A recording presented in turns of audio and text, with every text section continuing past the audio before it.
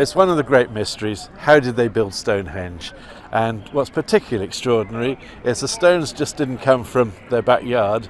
They had to come from many miles away. The really big ones came from 20 miles to the north, but it's the smaller ones around the size of this one here, or even a bit bigger, they came all the way from West Wales. So they had to drag them over 200 miles. Stonehenge is unique in terms of the distance travelled by its stones.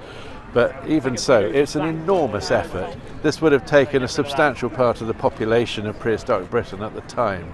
And of course, there were no motorways.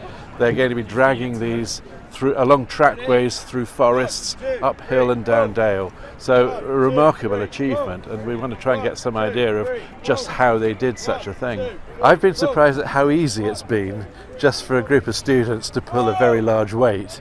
You don't need that many, but if you're faced with forest and rivers, you've actually got to work out how to cross physical barriers. And there are many different ways to do this, because we know that the stones that were the light ones from Wales, some of them are so light, under 2 tons, that you could actually lift them on a kind of lattice or litter. That's something we know that people around the world have done in the 20th century. So that's one way to move them over difficult terrain.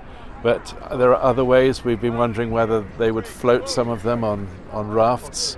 But I think the thing is that they would have used any possible way they could think of. They would have been very flexible.